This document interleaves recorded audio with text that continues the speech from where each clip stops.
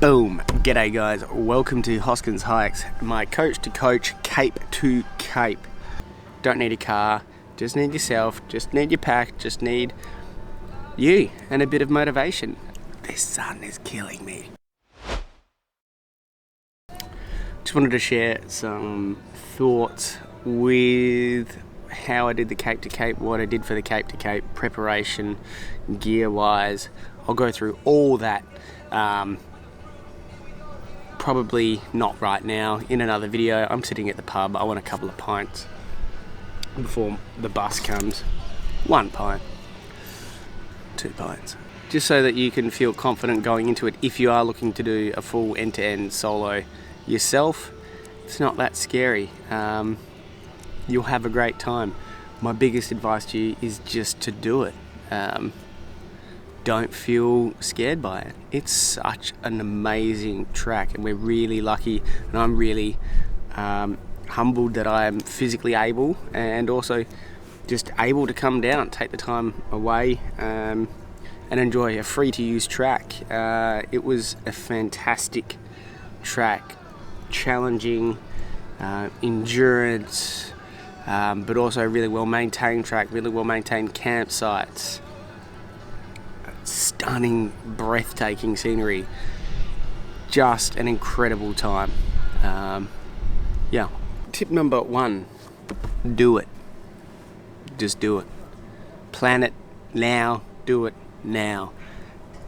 Catching the coach down made it super easy. Total cost $45 from Perth to Dunsborough, $55 from Augusta to Perth on a coach. Fully kitted out, power. If you wanted to watch their movie, they've got one on. I definitely wouldn't, but I think there was some movie about cats or something. But you've got power, you've got a toilet on the bus, free water. You will need to bring your snacks, but just do it. Get out there, do it, start planning it, do it now. Finish watching, but then do it. Tip number 2. The gear that you have is more than sufficient. I love gear. I love it. I love talking gear. I love buying gear. I don't like spending the money, but I love it. I love looking at the grabs, looking at the specs, all that stuff. I like researching it. But the gear that you've got will be fine. If you've got some backpacking stuff, it will be fine. I backpacked with one guy who had no digital assistance whatsoever. He had the Cape to Cape book and that was it. He just used the book and that's how he navigated and he was fine. So that's a really great resource, using the Cape to Cape book. I used the All Trails free map. All Trails, you sign up, it's free to sign up, you can pay for the pro version and get offline mapping, $29 for the year subscription. You can modify your trail, you can add waypoints, whatever you want to do. All Trails, look it up. But you can get the ready loaded trail, download it in GPX. I downloaded it straight onto my Garmin Solar Instinct, and that's how I navigated. But the gear that you have, you'll be perfectly fine. I also stayed at Conto's with a group of 5 guys, and this was their first, long, multiple day, multiple night backpacking trip. And they all had fairly new gear, but the gear that you get like entry level stuff, and they were perfectly fine. Just do shorter days, whatever you want to do, but the gear that you've got is fine. If you don't have any gear, I can go into that later so that you don't have to buy all the brand new stuff, get stuff secondhand, but get better quality gear. We can go into that later. But tip number 2, the gear that you have is fine. Tip number 3, hike your way. There's no right, there's no wrong way.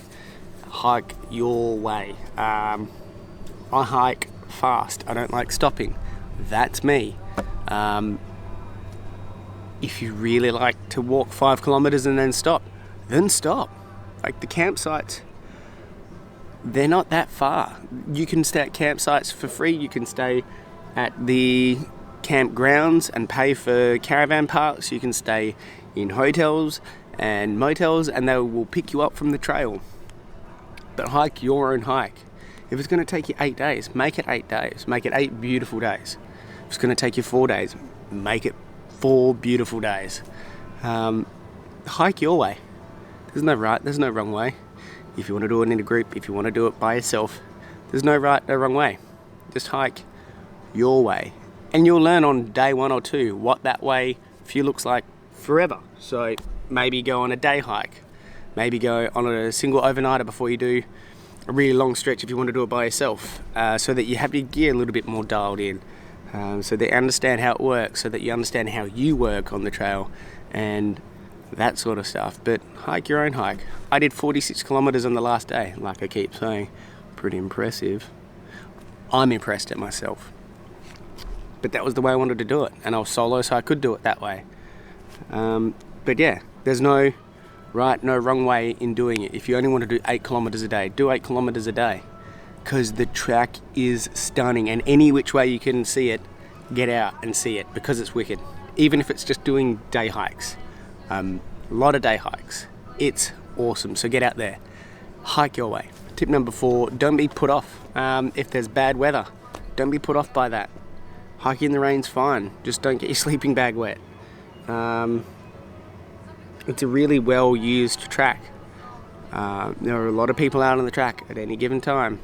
The campsites are really well protected from wind, not from rain. There's no huts or anything like that, so you will need a tent. But you know, if it looks like bad weather, I found it really enjoyable in the bad weather. All my stuff held up really fine.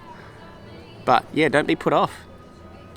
If someone says north to south's better or south to north's better and your plans are different to that, don't worry, you're gonna have a great time.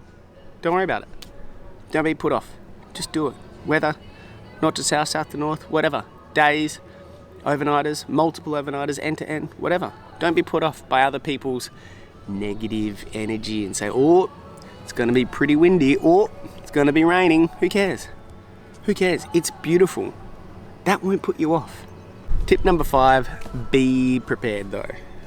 I've said a lot of things, but be prepared. Have good gear if you are doing overnight stuff, as far as make sure that it is reasonably waterproof, that your tent that you've got is reasonably waterproof, that you can keep your sleeping bag at least dry. That's the one thing that you do want to keep dry, is your sleeping bag.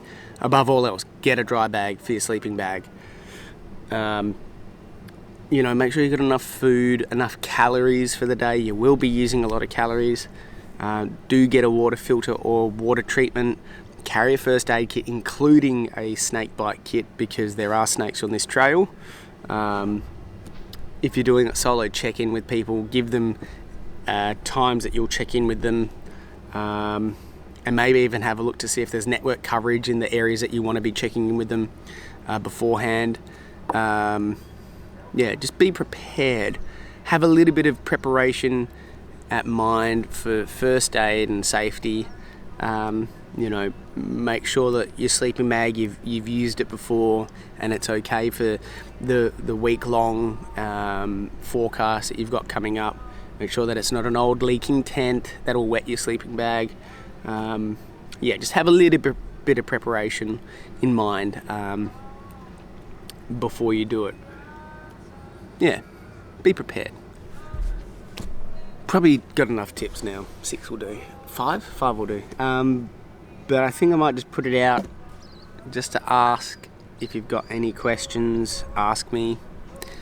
Hit me up on Instagram, Hoskins Hikes, on Facebook, Hoskins Hikes, on YouTube, Hoskins Hikes. Just ask me. If you've got any questions, just hit me up and I will respond as quickly as I can with as much detail as I can, because I'm that sort of guy. I'm a thorough, way too in-depth, waffly sort of guy. But yeah, do you need gaiters? Do you need walking sticks? Do you need pants? Do you need to take 5 pairs of pants? No. Just hit me up. Also, gaiters, didn't need them. They might work for you. Walking sticks, I use them, I like them. You don't need them. That sort of stuff.